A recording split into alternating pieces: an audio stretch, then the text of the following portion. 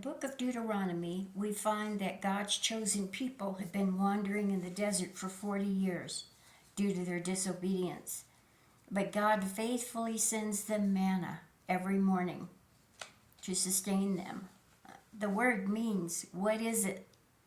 So the Bible calls it the food of angels in Psalm 78:23-25. And then in Exodus 16:31, the Israelites called the food manna. It was white like coriander seed, and it tasted like honey wafers. In Numbers 11:7, it adds that the manna was pale yellow like gum resin. So, as far as I know, this has never been found since then.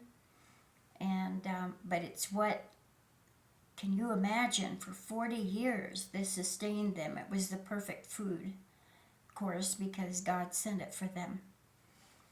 Roughly 600,000 men had left Egypt, and when you factor in women and children and the people who went with them, the Egyptians who volunteered to go with them, it was at least a couple million people. And it took less than a month for all those people to run out of food.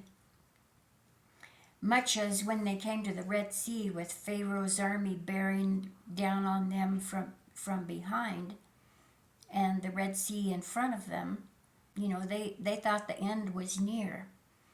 And God told Moses to stretch out his arm, and he parted the Red Sea for them so they could walk through on dry land.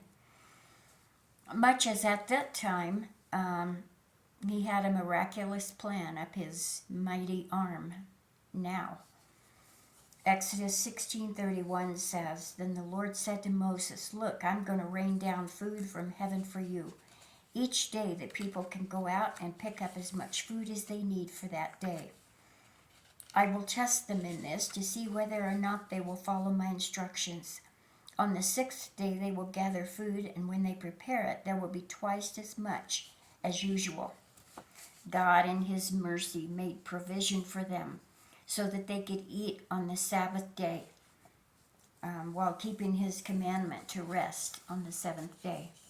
They would simply gather twice as much food the day before, and they'd have enough to eat on the Sabbath also. And then in Deuteronomy 8:3, Moses says, Yes, he humbled you by letting you go hungry and then feeding you with manna, a food previously unknown to you and your ancestors.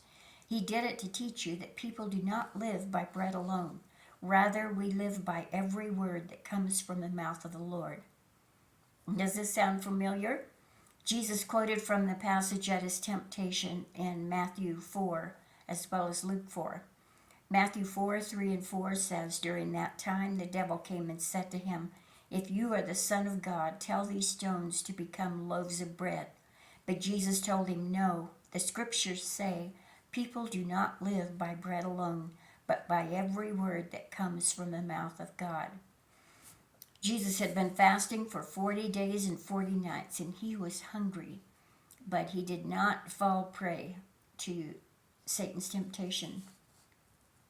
And then later in his ministry, the people were asking him to give them manna like Moses did.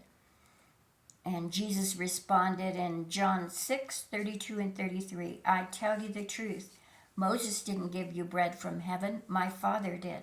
And now he offers you the true bread from heaven. The true bread of God is the one who comes down from heaven and gives life to the world. And then in verses 49-51, your ancestors ate manna in the wilderness, but they all died. Anyone who eats the bread from heaven, however, will never die. I am the living bread that came down from heaven. Anyone who eats this bread will live forever, and this bread which I will offer so the world may live is my flesh. Jesus gave his body on the cross as payment for our sin, bringing redemption. Anyone who trusts in him and follows him will have eternal life. As he said in John 3:3, he said that no one would enter heaven without being born again. It's not a set of rules to follow. but a love relationship to nurture and guard with Jesus Christ, the Son of God. And then in Revelation 2:17 it says, anyone with ears to hear must listen to the Spirit and understand what he is saying to the churches.